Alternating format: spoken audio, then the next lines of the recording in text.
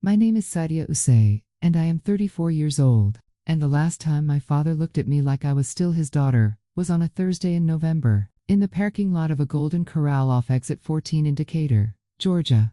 While he held a manila folder I had never seen before in his life, he had not told me we were meeting for lunch. My Aunt Abina had called that morning and said it was urgent. Just come. We need to see you. And because I still believed urgent meant someone was hurt or sick or needed me, I drove 41 minutes across Atlanta. In the rain, without asking a single clarifying question. They were already seated when I walked in. Not just my father. My Aunt Abina, 59, who manages the front desk at a dental group in Marietta. My older brother, Kofi, 38, who sells commercial insurance and has never in his adult life been called upon to do something difficult without my father's name behind him. And my father's oldest friend, a man named Derek Boateng, 62, whom I have known since I was 6 years old, and who has no legal or relational standing in my life whatsoever. There was no food on the table. They had not ordered. They had been waiting. My father, Emmanuel S.A., 61 years old, who retired early from the DeKalb County Water Authority, and has spent the 12 years since telling people he was a former civil engineer, set the manila folder on the table and slid it toward me before I had even sat down fully. Inside was a single document. 2 pages, stapled. It had my name on it, my full legal name, Sadia Adua Osei, typed at the top of page 1. And beneath my name, a description of a role I had never agreed to fill. In a business that had been incorporated 4 months earlier without my knowledge, my father said, "We already filed the paperwork. We just need your signature." I looked at the document. Then I looked at my father. Then I looked at Kofi, who was staring at his phone. Then I looked at Derek Boateng, who had the particular expression of a man who had been brought to witness something and was determined to look useful by simply being present. I said, "When was this decided?" My father said, "It was always going to be you." You know that dot? I picked up the folder. I placed it back on the table, face down, so my name was no longer visible. I picked up my coat from the chair where I had just hung it, and I walked back out of that Golden Corral, without eating a single thing. My father called my name once, as I pushed through the glass door. Just once. I did not turn around. I made it to my car. I sat in the driver's seat, with the rain coming down on the windshield, and both hands flat on my thighs. And I stayed there for 4 minutes and 37 seconds. I know the exact time, because I watched the clock on my dashboard. Then my phone buzzed. Not a call. A text. From a number I did not have saved. 7 words. "He already told the bank you agreed." I stared at that message. And I want to tell you what I did next. But before I tell you who sent that message, and before I tell you what those 7 words meant for everything that came after asterisk, I need to pause right here and say, if you are new to this channel, please take a second to like and subscribe. It genuinely helps me keep making these. And drop your location and local time in the comments right now, because I want to know where you are listening from. I mean that. Someone out there is hearing this at 2 in the morning. Someone else on a lunch break. Someone is in their car, just like I was. Drop it. I want to know. Okay, let me take you back to the beginning. Asterisk, I grew up in a house on Briarcliff Road in Clarkston, Georgia. 3 bedrooms, 1.5 baths, with a chain-link fence along the left side of the yard that my father spray-painted black every April, without fail, because he said rust was a form of dishonesty. The house smelled like frying plantains and the particular wood polish my mother used on the dining table every Sunday morning. That table was the most important piece of furniture in the house, not because of what was eaten on it, because of what was decided on it. My father, Emmanuel S.A., 61, former senior pipe network analyst at the DeKalb County Water Authority, is the kind of man who arranges his opinions like load-bearing walls. He does not express views. He installs them. He is not a shouter. He has never needed to raise his voice, because the silence that precedes him saying something final lands harder than anything loud. My mother, Adwoa Say, 58, licensed practical nurse at Emory Decatur Hospital for 22 years, is gentler in presentation, but no less structured in her expectations. She loves her children with a specific and conditional warmth that does not always survive contact with disappointment. She is also the one who keeps the financial records, the literal ones. In a manila accordion folder in the second drawer of the filing cabinet in the study, my brother Kofi is the finished product. He has been the finished product since he was 17 and won a countywide math competition that my father still references in conversations about what I say children are capable of. Kofi is 38. He sells commercial insurance, makes good money, coaches his son's Saturday soccer team, and has never, in the 34 years of my observation, been asked to prove himself to anyone in that house. I am the variable, the one still being calculated. I am 34 years old. I am a forensic accountant. I passed the CFE exam on my first attempt at 28, which is not nothing. And I work remotely as a senior financial investigator for a firm called Hargrove Kelly Associates, based in downtown Atlanta. I have been with Hargrove Kelly for 4 years and 3 months. I live in a one-bedroom apartment in East Point, 11 miles from my parents' house. 11 miles. I have measured the distance in terms of how quickly I can be summoned. I have one professional goal. I have been building toward for 2 years, and for months. A full case lead on a federal contract audit that my firm was shortlisted for in the spring. The kind of case that makes a reputation. The kind that does not come back around if you are not ready when it arrives. My morning routine is this. I wake at 5:15. I run 2 miles. I make coffee. I open my case files by 6:30. I work until noon, take 45 minutes for lunch, and return to work until the evening. I have kept this schedule for 11 months, without a significant break. I am building something. It is slow, and it is mine, and it requires all of me. The holiday gathering pattern in our family looks like this. Every Thanksgiving, every Christmas Eve, every Easter Sunday. The table at Briarcliff Road fills with the same people in the same configuration, and the same conversations unfold in the same sequence. As reliable as the chain-link fence being painted in April, Kofi's wife, Priscilla, 36, who is a dental hygienist, arranges the vegetable dishes. My mother supervises the protein. My father sits at the head of the table, and at some point, always, he turns to me and says, "So Sadia, what is the plan? You cannot stay in an apartment at your age." Or, "Sadia, Kofi's firm is expanding. There is something there for you if you decide to get serious." Or, most reliably, "You are too smart to be working for somebody else. I did not send you to school so someone else could own your time." He says these things pleasantly, in front of everyone, as invitations to a conversation I have never agreed to have. And everyone at the table adjusts their posture slightly, because they know that whatever I say next will either smooth things over or make the next 20 minutes uncomfortable. So I smooth things over. I have been smoothing things over since I was 19 years old. Now here is the financial piece. And I am not going to be vague about it, because the vagueness is what makes it easy to dismiss. When I was 20, my parents gave me $14,200 to cover the gap between my student loan disbursement and my first semester of graduate school at Georgia State. It was a gift. I was told it was a gift. There was no paperwork. There was no repayment schedule. That was 10 years ago. In the decade since, that $14,200 has been referenced in full, with the exact amount stated aloud, on at least 11 separate occasions. Not as a reminder of love. As a ceiling on my ingratitude. My father's exact words. Spoken at the Easter table 3 years ago, in front of 7 people. "I gave you $14,200 so you could have options. I am just asking you to remember that, when it is your family's turn to need something from you. That is not a memory. That is a mortgage." Asterisk, the pattern did not begin with the manila folder. The folder was just the first time the pattern had a legal instrument attached to it. The pattern began the year I passed my CFE exam. That was the year my father stopped treating my work as a temporary situation and started treating it as a resource. Before that, my career was something I was doing until I figured out what the family needed from me. After that, my expertise had a value he could name. The comparisons came in a specific order, always. First came the question, "How is the work?" Then came the pivot.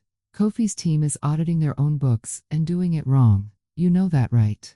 Then came the assumption, "You should look at it. It would take you 1 afternoon." It took me 3 afternoons the first time, then a full week the second time, then 3 weeks the third time, because the books had gotten worse. I was not paid.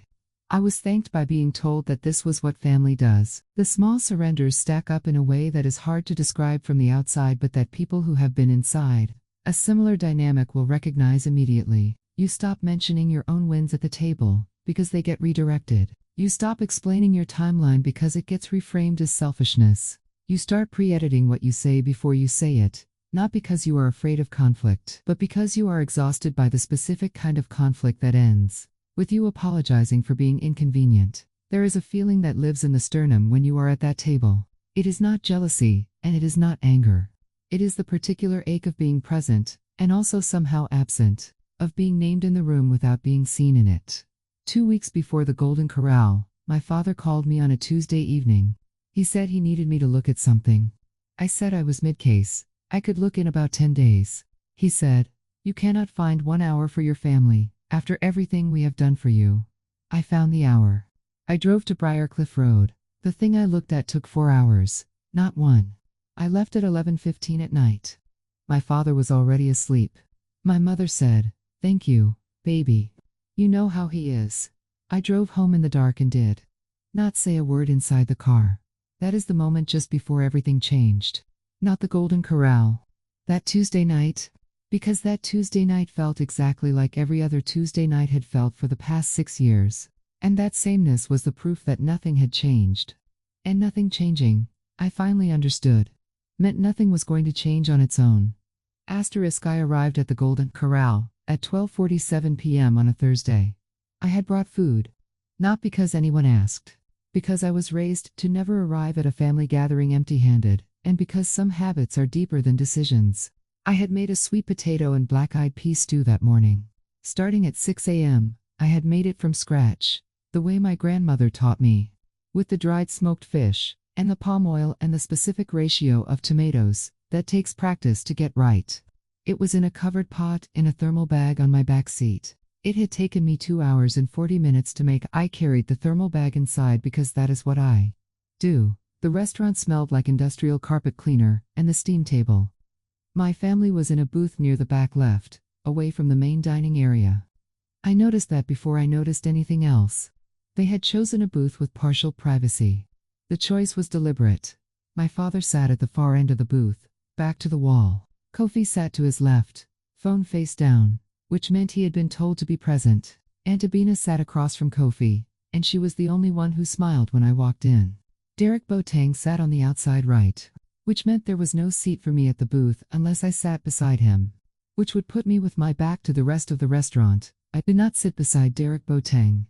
I pulled a chair from a nearby table and placed it at the open end of the booth, facing my father directly. I set the thermal bag on the floor beside me. I said, "What is going on?" My father looked at Aunt Abena, just briefly, the kind of look that passes between people who have rehearsed something and are confirming it. "It's time to begin," Aunt Abena said. "Your father has something exciting he wants to share." My father opened the manila folder. He did not build up to it. He slid the document toward me and said, "We are starting a financial consulting firm. Us say Family Business Advisors. We filed with the state in July. We have 2 clients already. We need a CFE on the license. We put your name down." I looked at the document. Kofi had not looked up from the table. Derek Boateng had his hands folded in a way that made him look like a notary public. I said, "When was this decided?" My father said, "It was always going to be you. You know that." I said, "I didn't know that." "I was not asked," my father said. "You are being asked now. It is your family. This is what we built everything for." Aunt Abina said, "Sadia, think about what this means for the whole family. This is your father's legacy." Kofi said nothing. He was still looking at the table. I looked at the document again. Page 2 had a list of responsibilities: client intake, financial review, regulatory filings, license maintenance, monthly reports. It was not a peripheral role. It was the operational center of the entire business. The clients, they already had 2 small businesses in Clarkston, would need my credentials on every document. Nobody had asked. Nobody at that table. In the moment I sat there, said, "Maybe ask her first." Not Kofi. Not Aunt Abina. Not Derek Boateng, who had no standing in this conversation, and yet was present as a witness. The collective silence of everyone not saying, "Maybe ask her first," is a kind of answer. I received it clearly. I picked up the folder. I placed it back on the table, face down. I picked up my coat. I picked up my thermal bag. I stood up. My father said, "Sadia." I walked toward the exit. The glass door was cold when I pushed through it. The rain had gotten heavier. I got to my car. I sat down. I put both hands flat on my thighs. I watched the clock on the dashboard. I stayed there for 4 minutes and 37 seconds. Then the message came. Asterisk. I drove home with the radio off. The rain made the highway slower than usual, and I sat in the back up on I-20, with my hands steady on the wheel. Breathing through my nose, noticing the breathing more than anything else. Not thinking, just noting. Hands. Breath. Rain on glass. The thermal bag still on the back seat. I got home at 2:19 p.m. I unlocked the apartment door. I set the thermal bag on the kitchen counter without opening it. I took off my coat and hung it on the hook by the door, instead of throwing it. Then I sat down on the kitchen floor, back against the base of the couch, knees up, hands palm down on the tile between my feet. The tile was cold. I noticed that specifically. I stayed there for about 6 minutes before my phone started. The first text came from my mother at 2:31 p.m. Sadia, baby, please just call your father. You hurt him. That was the plea. At 2:44 p.m. My Aunt Abina, I hope you understand what you just did to this family. We have been planning this for months, and you just walked out like we were nothing to you. After everything your parents sacrificed for you. I cannot believe this is the person we raised. That was the guilt. At 3:02 p.m., my mother again, now pivoting. Are you okay? I am worried about you.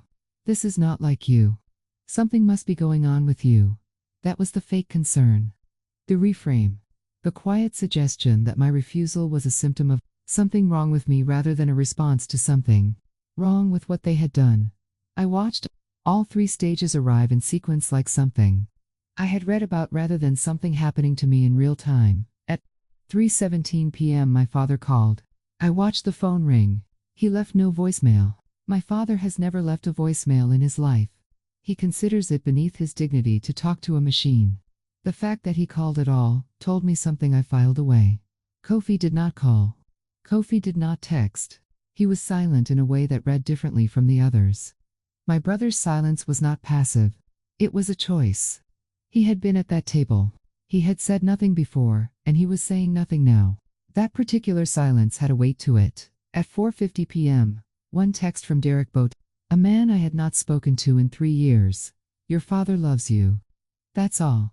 I set the phone face down on the tile. At 7:13 p.m. I turned the phone off entirely. It was Thanksgiving Eve. I went to sleep at 11 p.m., and that fact did not escape me. The holiday that was supposed to be spent at Briarcliff Road, with the table and the plantains, and the same questions asked in the same order. And I was going to sleep alone in my apartment instead. Having not eaten anything since 6:30 that morning, except a cup of coffee, I slept the way you sleep when your body has used everything it had. Fully and flatly. No dreams I remember. Asterisk, I woke up at 5:15 a.m. on Thanksgiving morning, as if the routine were its own form of protection. I made coffee. I opened a case file. I worked for 1 hour and 43 minutes, and I was productive in the specific way that comes from having nothing else to do with concentration. At 8:52 a.m. there was a knock at my door. Not a buzz from the building intercom. A knock directly on my apartment door, which meant someone had been let in by another resident, or had waited at the entrance. I looked through the peephole. A woman I did not recognize, mid-50s, dark blazer, clipboard. I opened the door. She said, "Good morning. I'm looking for Sadia Osei. I'm Patricia Harmon from Fulton County Adult Protective Services. I need to speak with you if you have a few minutes." I remember the exact words because I repeated them to myself twice after she said them. I said, "I am Sadia, OSEI." She said, a concerned party had contacted her agency the previous evening with a report. The report stated that I had experienced a mental health crisis at a family gathering, that I had displayed erratic behavior and left without explanation, and that there was concern about my capacity to care for myself independently. I asked her to come inside. She stepped into the apartment. She looked around the way people who are trained to assess spaces look around, not casually, but systematically. She was noting things. The apartment was clean, dishes done, files organized on the kitchen table, labeled and stacked. My work laptop open to a spreadsheet, still on the case I had been working at 6:30. A grocery receipt on the counter from 2 days ago. A functioning, ordered, working life, she said. And I remember this too. This does not match the description I was given. I asked her to explain exactly what the concerned party had said. She explained in clinical terms. The description had included phrases like unable to function, refusing basic care, displaying signs of acute psychological distress. Those phrases had been applied to a woman who had driven 41 miles round trip, sat down at a table, read a legal document, and walked out of a restaurant. Patricia Harmon then said, I am required to share that filing a false report with this agency is subject to review and, if substantiated, referral to the district attorney's office. She said she could not tell me who had made the contact. I already knew. I thanked her. I shook her hand. I closed the door. I stood in the middle of my kitchen with both hands at my sides. It was not anger. It was not even shock. It was the sensation of something long blurry, coming sharply into focus. The way a word you have been mispronouncing suddenly corrects itself, and you cannot hear the wrong version anymore. Clarity. That is the word. Not fury. Clarity. Asterisk. I sat down at the kitchen table at 9:24 a.m. and I did what I do best. I am a forensic accountant. I follow the numbers because numbers do not have feelings about what they reveal. I opened a fresh document on my laptop and I built the model. The business filing they had put my name on required, at minimum, a licensed CFE to serve as the primary compliance officer. That meant I was the operational infrastructure, not an advisor. That meant every client filing, every audit, every regulatory submission carried my credentials, and therefore my professional liability. I calculated the time. Conservative estimate, 12 hours per week for client intake, documentation review, and filing preparation. At my current billable rate of $210 per hour, 12 hours per week is $2,520 per week, times 52 weeks, $130,900 per year in professional time, at minimum, given away for free. Then I calculated what saying yes would cost my current trajectory. The federal audit shortlist required my firm to demonstrate dedicated investigator availability of at least 30 hours per week. For the primary case lead, I was the identified lead. 12 hours per week, redirected meant I fell below that threshold. It meant I could not be the lead. It meant someone else would take the assignment I had spent 2 years and 4 months preparing for. I opened my notepad, not the one on the laptop. A physical spiral-bound notepad, black cover, that I keep on the left side of the kitchen table. I wrote a list. Not of things I was willing to sacrifice. Of things I refused to lose. The list had 4 items. My CFE license, which belongs to me and cannot be loaned. My case lead status, which I earned and have not yet collected. My schedule, which is the only container that holds the work. My name, which is the only thing on that business filing that is actually mine. Simple, non-negotiable. I sat with the list for a long time. Then I thought about the fall of 2020. I had taken on a secondary engagement for a family friend of my parents' bookkeeping for a small restaurant in College Park. I did it because I was asked. I told myself it would be 10 hours a month. It became 40. I missed the filing deadline for my continuing education certification by 6 days. My supervisor at the time, a woman named Gwendolyn Price, who has since retired, called me into her office and said, Sadia, your credentials are your floor. Once you let someone treat them like a ceiling, they never stop.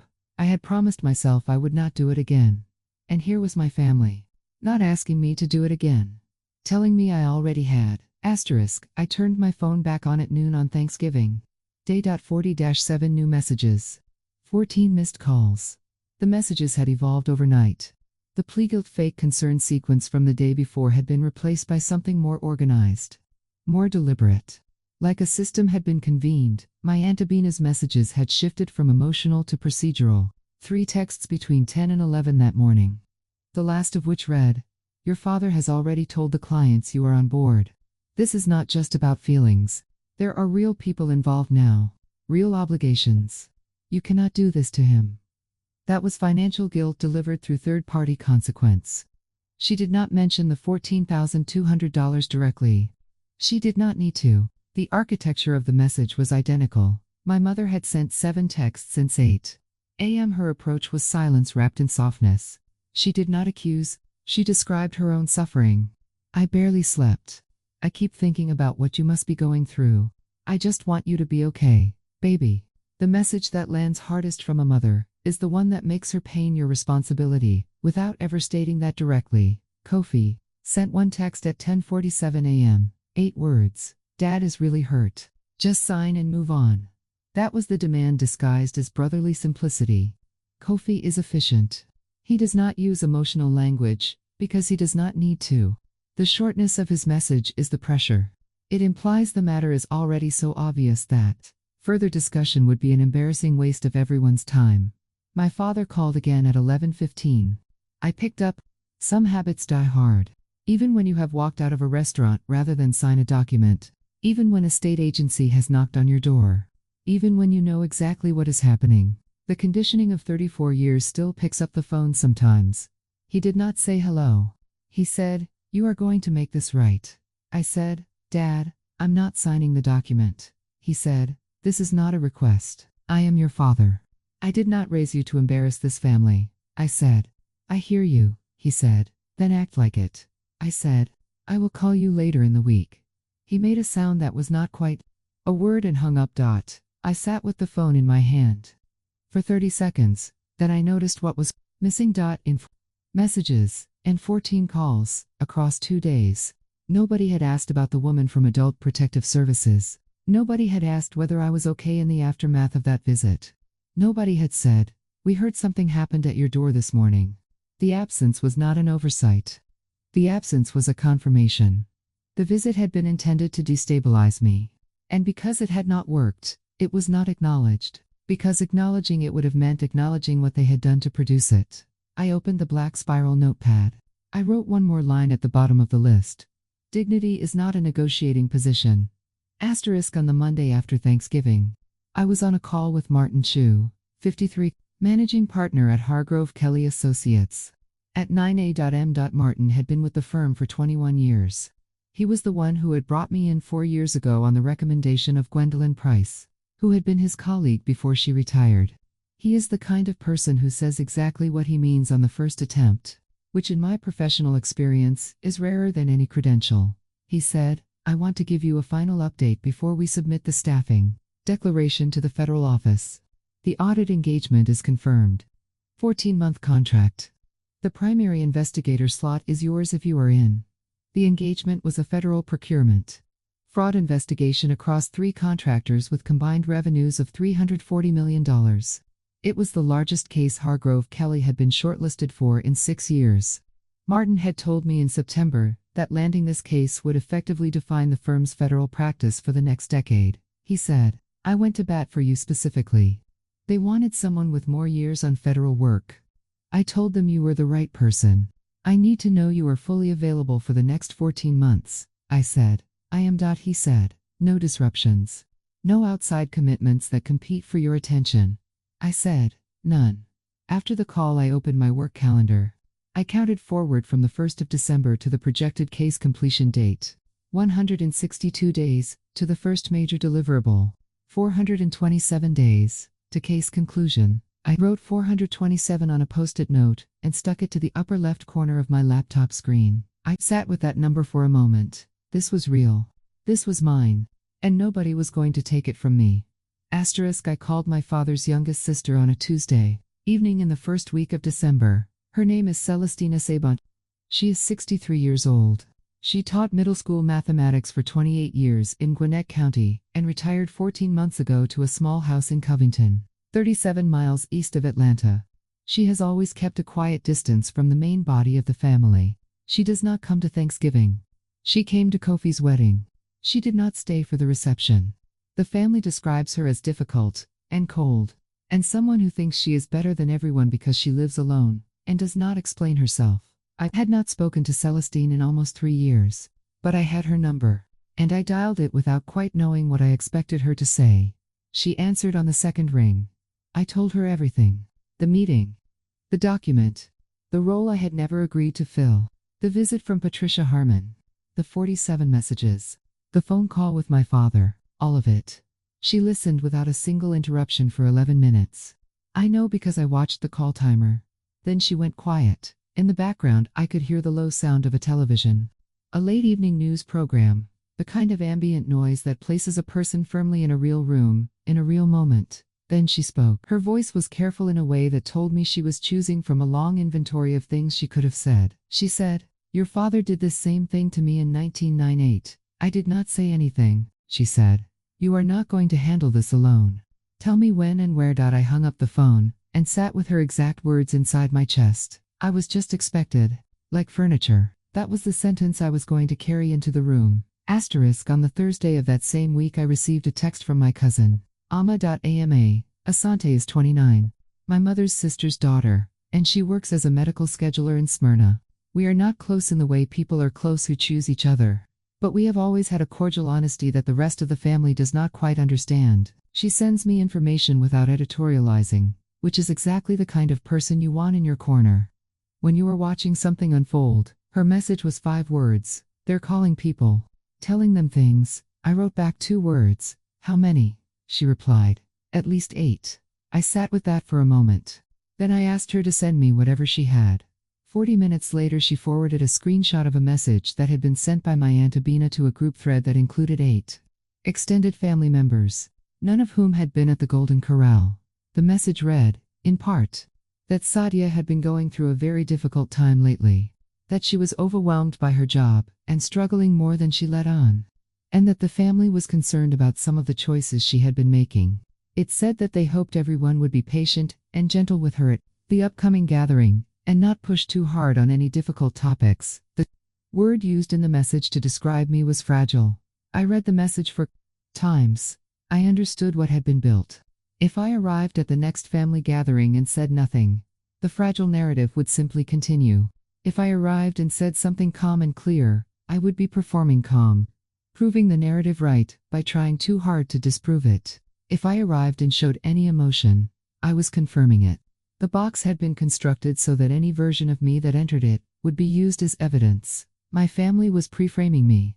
My Aunt Abina had built a box I could not climb out of, or so she thought. My father had separately contacted my Uncle Raymond, my mother's brother, and framed my refusal as a financial betrayal.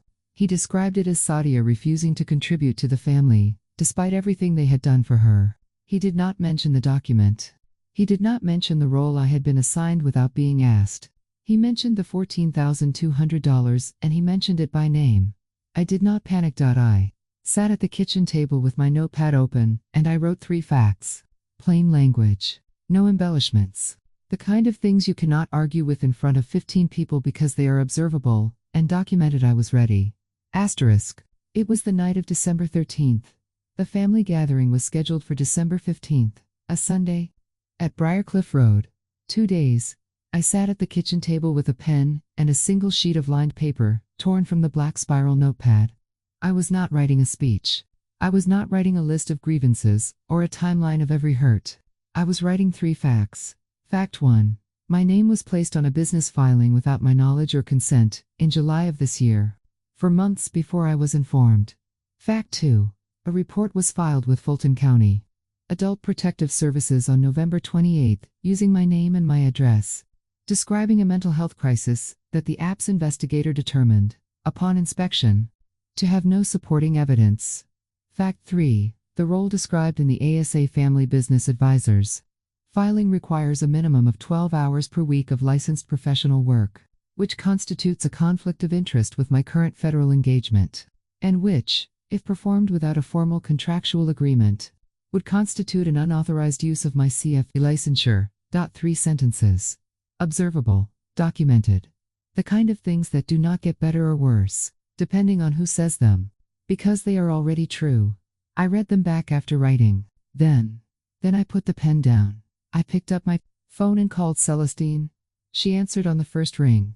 I read her the 3 facts without preface. She said, "I will be there at noon." I said, "Okay." She said, "Good night." "Sadia," I said, "Good night." The night of December 14th. The apartment was quiet in a way it rarely was. I had cleaned that afternoon. Not because it needed cleaning. Because my hands needed something to do with themselves that was not writing, or calculating, or anticipating. I had mopped the kitchen floor, wiped down the countertops, reorganized the files on the kitchen table until they were flush with the edge of the table on all sides. The paper with the 3 facts was laid flat in the center of the table, face up. My phone was face down beside it. My laptop was open, but the screen had gone dark from inactivity. I had poured a cup of coffee at 7:15 and not drunk it. It was sitting to the left of the laptop, still half full, gone cold. I sat at the table, and I named my fears, not in general terms, person by person.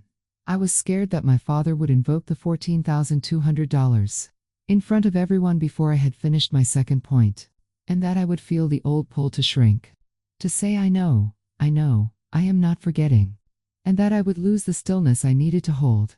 I was scared that my Aunt Abena would begin crying, which she does at moments of strategic advantage, and that the room would turn toward her emotion rather than my facts, and that I would feel responsible for her tears, the way I have felt responsible for them since I was 12 years old.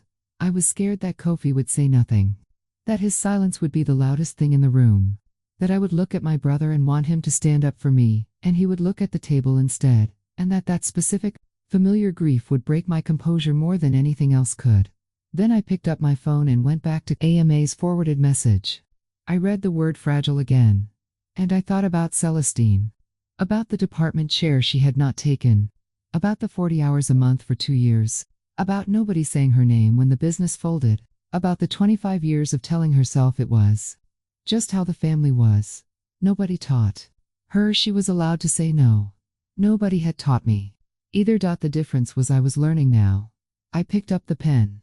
I turned the sheet of paper over and wrote one line at the bottom edge, below the 3 facts, in smaller letters than the facts themselves. I am an accountant. I am not an asset. 6 words. Just for me. Not for the room. I folded the paper in half, put it in the right front pocket of the jacket hanging on the back of the chair, set my alarm for 5:15, turned off the kitchen light.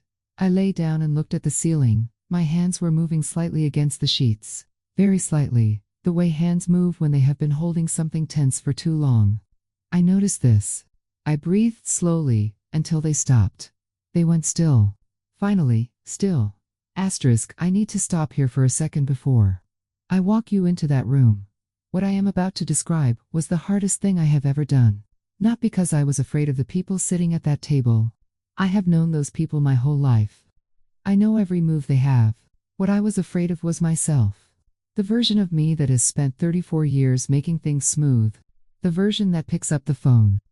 The version that drives 41 minutes without asking a clarifying question. I was afraid I would walk in there, and when the moment came, I would fold. If you have ever sat in a room full of people who gathered specifically to decide something about your life, without asking you first, drop it in the comments.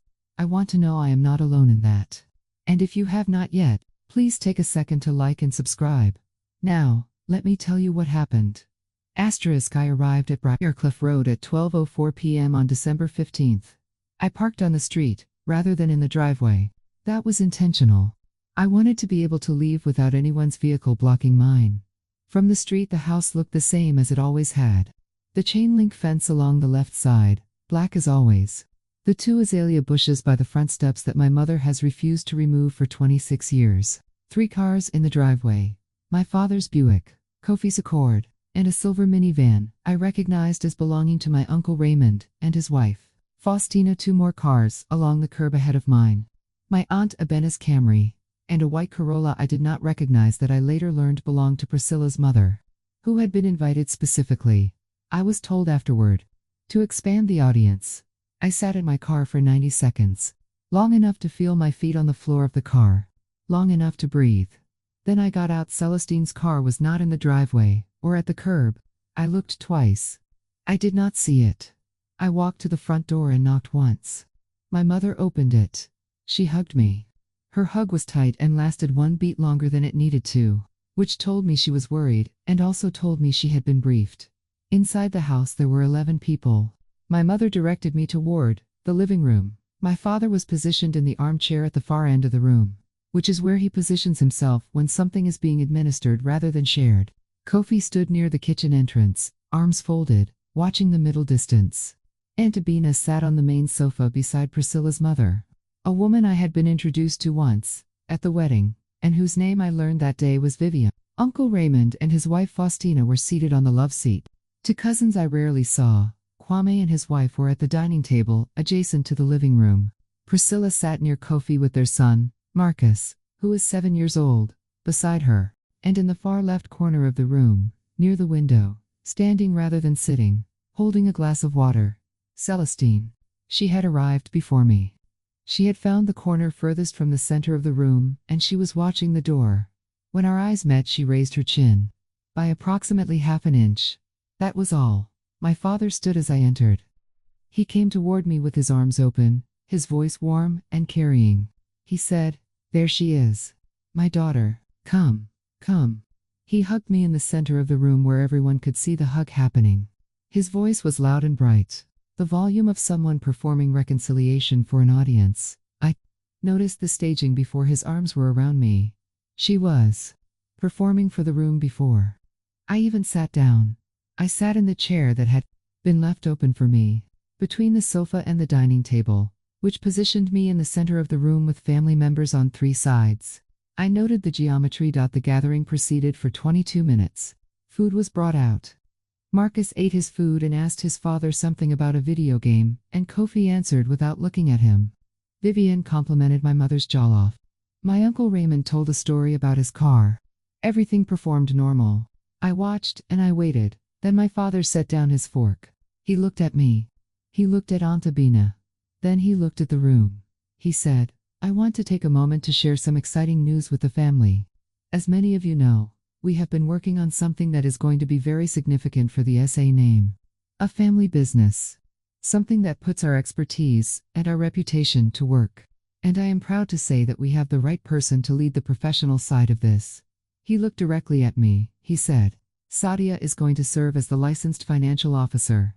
She has already been introduced to the clients. Everyone in this room is here to celebrate that." He smiled. He spread his hands open in my direction.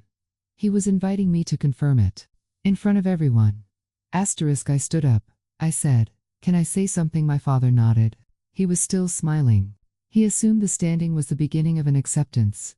I said, "I am not going to yell or make a scene, but I need everyone in this room to hear 3 things, and I need everyone to hear all 3 before I am done."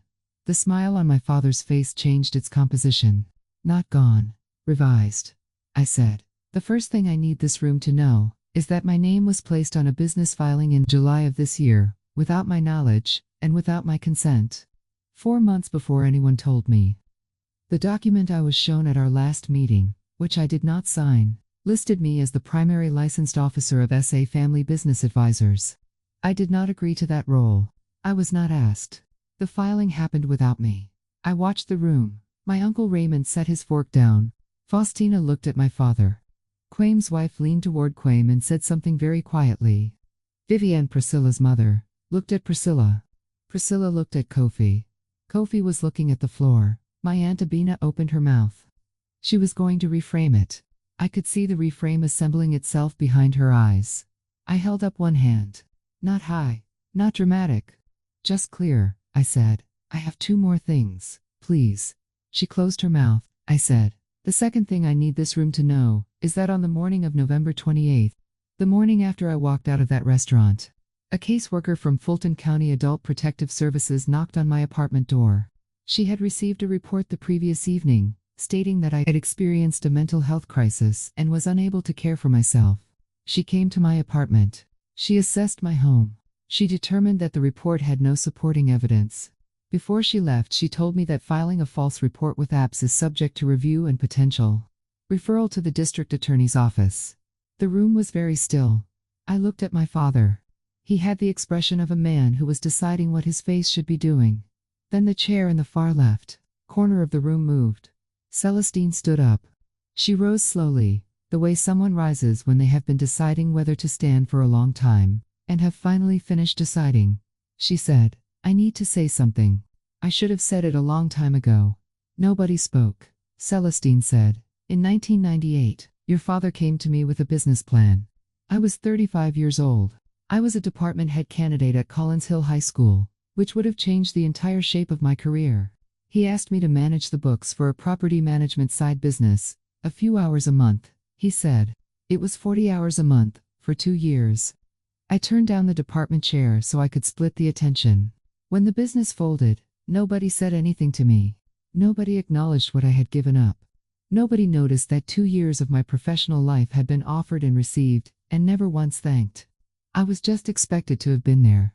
Like furniture. She paused. The room was the quietest I have ever heard that room. Celestine turned and looked directly at me. She said, "You do not owe this to anyone. Not one piece of it." Uncle Raymond made a sound. Not a word. The involuntary sound of something being understood. Faustina put her hand on Raymond's arm. Kwame looked at my father. I said, "The third thing I need this room to know is this. The role described in that filing requires a minimum of 12 billable hours per week of licensed forensic accounting work. I currently hold a primary case, lead assignment on a federal contract audit. If I take on this role, it ends that assignment. What this family is asking me to give up is not inconvenience. It is approximately $130,000 per year in professional opportunity and a career trajectory that I have been building for 4 years. And I was not asked whether I was willing to give that up. I was told I already had. My Aunt Abina said. Your father needed, Kofi said, quietly. Abina. The room looked at Kofi. Kofi said, still quietly, looking at the table, I told them they should have asked her first. He did not look up. He said it to his hands. But he said it. My father opened his mouth. He had been the most authoritative person in every room I had ever been in with him. He had an answer for everything.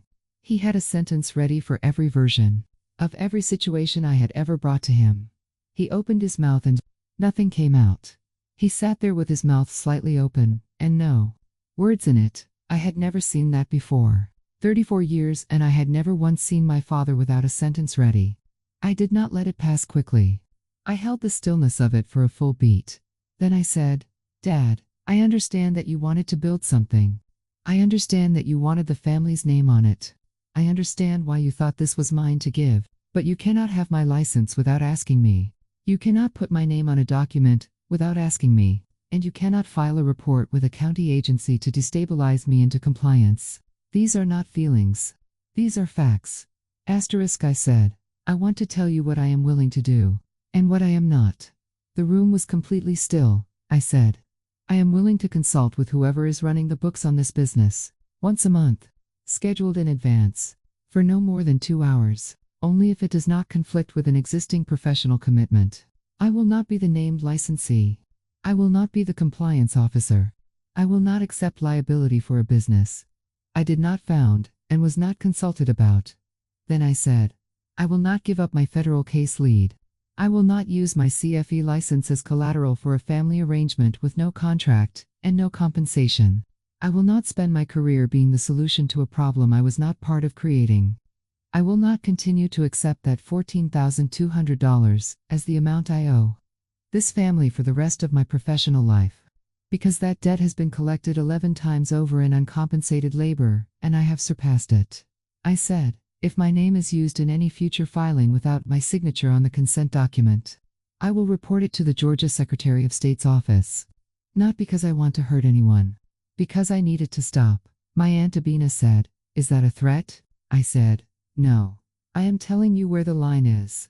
The room was quiet. My father looked at the floor, then at the wall, then at his hands. Nobody argued. For the first time in my memory, I had said something in that room, and the room had not tried to reverse it. Asterisk, I did not leave immediately. I moved to the dining table first. Marcus was still sitting there with the remains of his lunch, arranging pieces of chicken in a line on his plate with the focused attention of a 7-year-old, doing something that matters only to him. I crouched down beside his chair. He looked at me and said, are you leaving? I said, yes. He said, did you get in trouble? I said, no.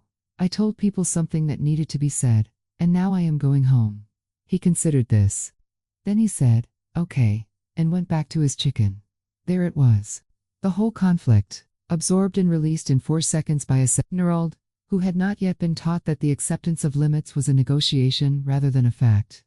Everything the adults in that room had spent weeks manufacturing resistance to, Marcus received and let go of in the time it took to arrange 2 pieces of chicken. Children accept no, without it meaning the end of something. That capacity gets trained out of people, and what replaces it is what I had been managing my entire life. I went to Aunt Abina. I said, I am not angry with you, but what you filed was wrong, and you know it. She said nothing. Her hands were folded in her lap. I went to my mother. I took her hands. I said, I love you. I am not going anywhere. But things have to be different. She said, I know, baby, I know. I went to my father last. He was still in the armchair. He had not moved. I said, I love you, Dad. He said, very quietly, I know you do. That was all. I picked up my jacket and my bag. Celestine was at the threshold of the front hallway. Near the door, her coat already on. She stepped outside with me. We stood on the front step. The December air was cold and clean. She reached over and put her hand on my arm. Then she pulled me in. It was not a gentle hug. It was the kind of hug that has weight behind it, deliberate and steady. The kind you give someone when what you want to say is too large for words, but you need them to feel it anyway. Then she stepped back and said, for words. Sadia, she looked at me and said, you will not disappear. I said, my hands are shaking.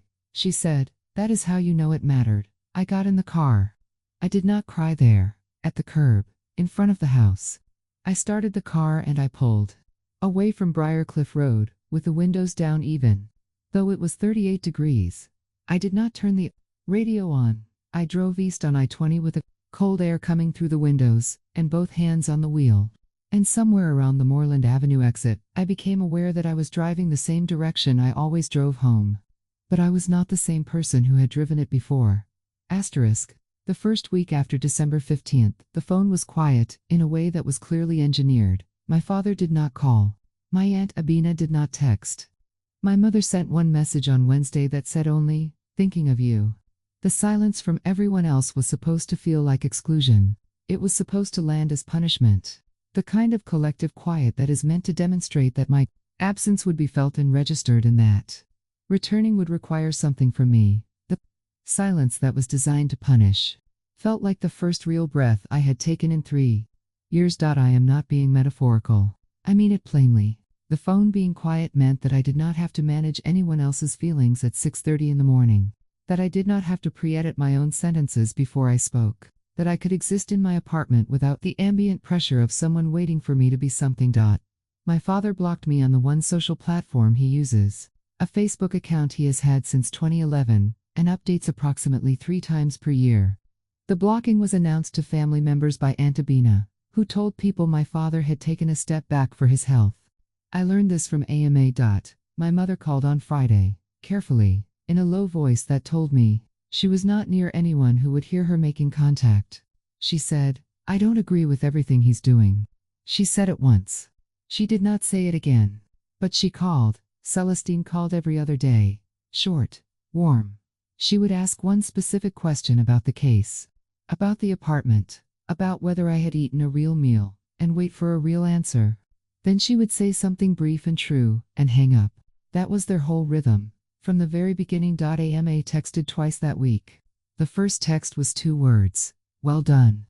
The second, 2 days later, was a screenshot of a message my father had sent to my Uncle Raymond, in which he described my actions at the gathering as disrespectful and financially irresponsible. He did not mention the app's visit. He did not mention the filing done without my consent. I read it once, put the phone face down on the kitchen table. Did not respond. On Wednesday of that week, I submitted my first federal case preliminary report, 2 days ahead of the required date. Martin Shu sent back a one-line email. This is why you're the lead. Then the practical machinery of the family's situation began to move on its own. Within 10 days of my refusal, Kofi had been asked to review the business books himself. 3 evenings per week, which was what the role had always actually required.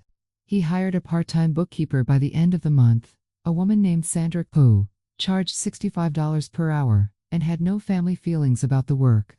The 2 existing clients remained. The business operated. Nobody thanked me for the clarity I had forced by saying no. But nobody needed me to carry it either. My Uncle Raymond called me on a Sunday afternoon, 12 days after the gathering. He said, I didn't know about the filing, Sadia. When it came out in that room, I didn't know. He said, that was wrong. It was not a full accounting of anything. It was not an endorsement of everything I had done. But it was a crack in the wall, and I received it as that. Nothing more, and nothing less. I said, thank you, Uncle Raymond. He said, you take care of yourself. I said, I am. Asterisk. The most authoritative antagonist called first. My father called on a Wednesday evening in late January, 6 weeks after the gathering. My phone lit up with his name and I almost let it go to voicemail, which would have been the first time in my adult life I had intentionally missed a call from him. Something made me pick up. Not guilt. Not obligation. Something older and less explainable. A stubborn and unreasonable hope that had not yet finished with us. In the background, I could hear a basketball game on television. The murmur of it, low and continuous. He was in the living room. The same armchair, probably, he said. I wanted to call. I said, okay, he said. The thing with the county office. That was your Aunt Abina. I did not know she had done it. He said this without using the word sorry. He said it in the way of someone carefully placing a stone across a stream, offering something to stand on without calling it a bridge. I sat with it. I said, I know, Dad. He said nothing for a few seconds.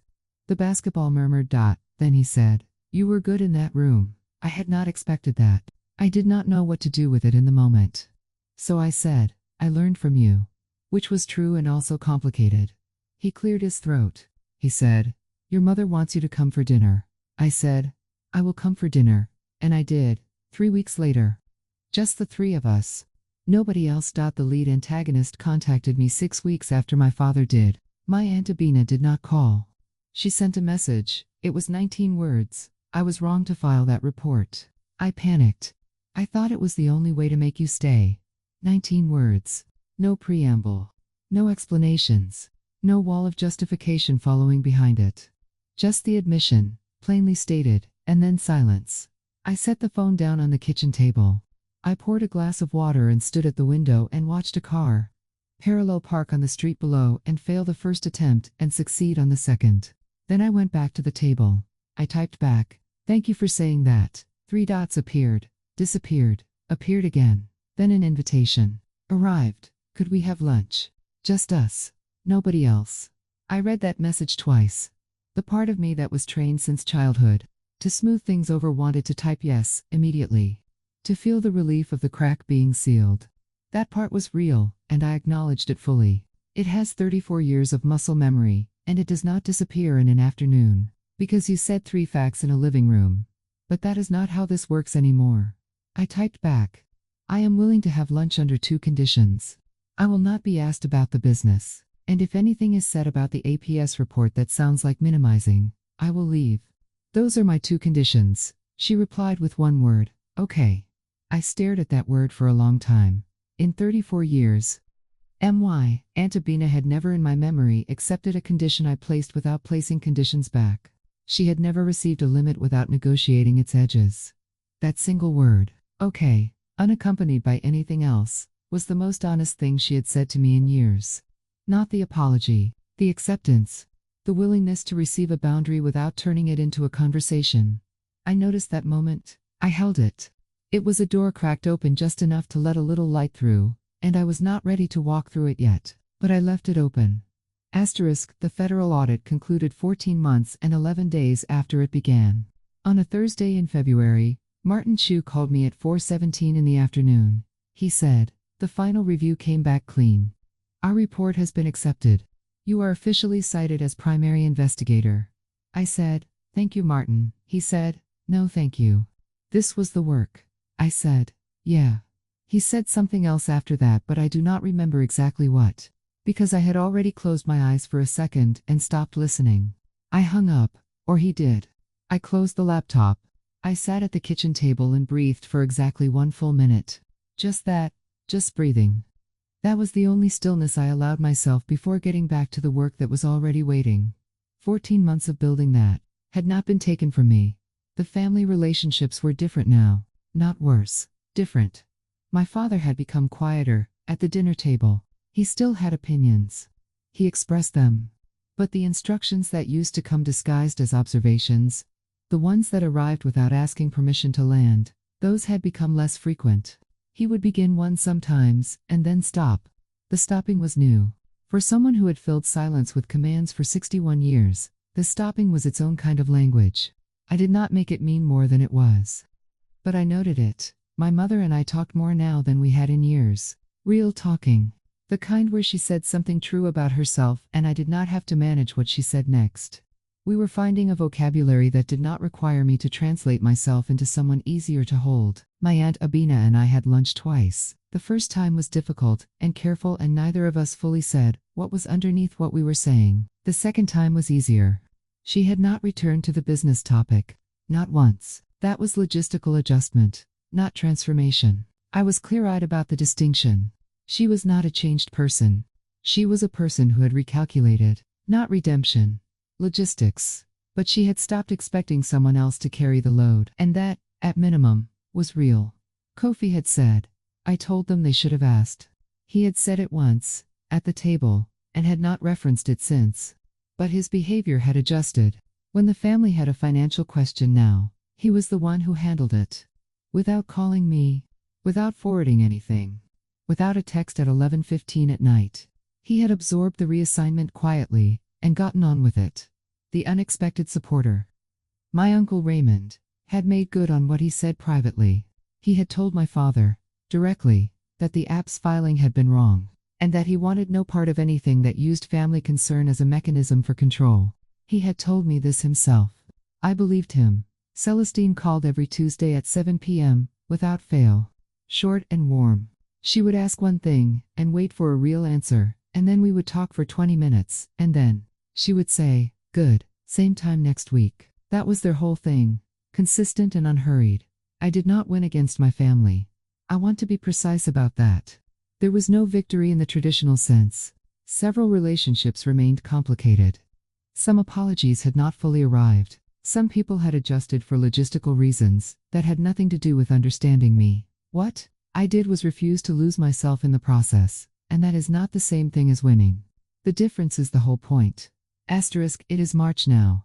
The kind of March that cannot quite commit to spring. The leaves on the oak tree outside my kitchen window have been budding for 2 weeks, but have not yet opened fully. The mornings are warming but not yet warm. There is something unresolved about the light at 7 a.m. that I find. Right now, very companionable. My kitchen table has the laptop open. On the left side of the screen, the preliminary file for my next case, a municipal procurement review, in Macon. On the right side, a continuing education module I need to complete by the end of the month for my CFE renewal. My coffee is on the left of my elbow, gone cold again. I poured it at 6:45 and got absorbed in the preliminary file, and have not touched it since. This is a habit I have had since graduate school, and will apparently carry to my grave. At 7:12. Celestine texts, good morning. How is Macon looking? I text back, complicated. The good kind. She sends back a single period. That is their whole thing. She asks, I answer honestly, and she replies with something that means, received. That is enough. At 7:43 a name appears on my screen that I have not seen there in several weeks. My Aunt Abina. I read the message once. Then again. She says, I have been thinking. I wanted to say that I am proud of you.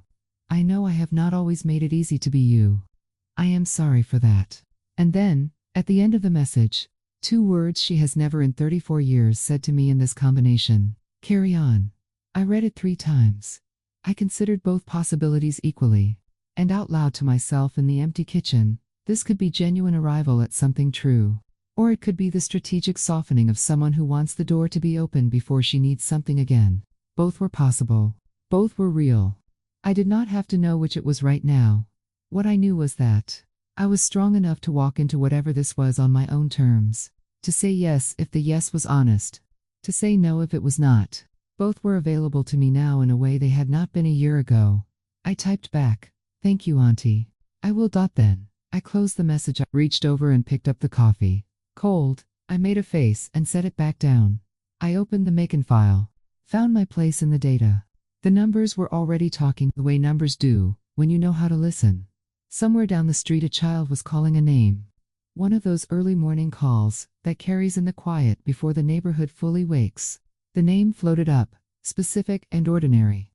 Belonging to a world that had nothing to do with any of this, and was happening anyway. The way ordinary life happens around the edges of every story that feels total. I got up, poured the cold coffee down the drain, made a fresh cup, came back to the table, found my place, got back to work. Asterisk, here is what I have learned. Your name belongs to you. That is the anchor. 6 words.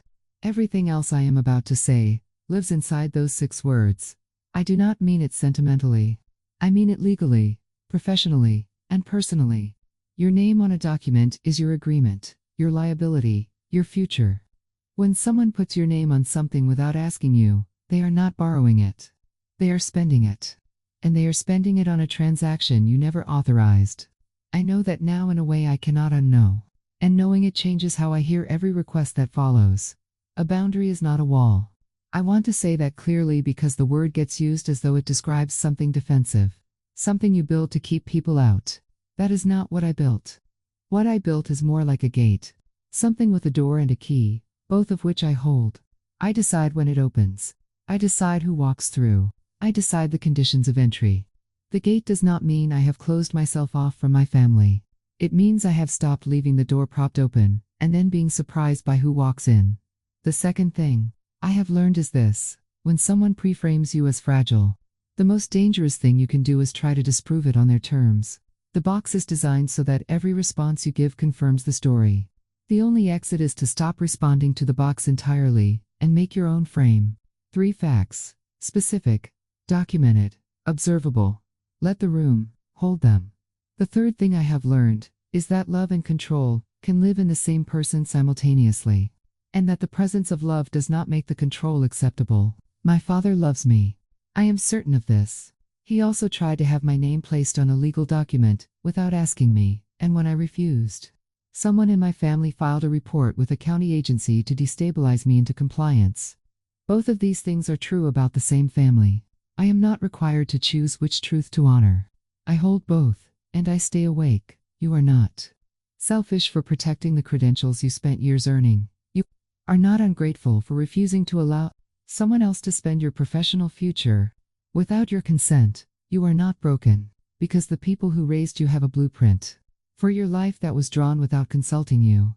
You are just awake, and that is enough. Here is the question I want to leave you with, and I want to name both honest answers out loud. When was the last time someone you love asked something of you that cost more than they knew, and you said yes anyway? And the real question underneath that one: did you say yes because you wanted to, or because you had never been taught you were allowed to say no? Both answers are true for someone listening right now. Both are valid. Both deserve to sit with you for a minute before you move on to the next thing. Asterisk. If this story landed somewhere true for you, share it. Not broadly. With one specific person. The one who came to mind while you were listening. If this is your first time here, subscribe. You will not regret it. Thank you for staying until the end. I will see you in the next one.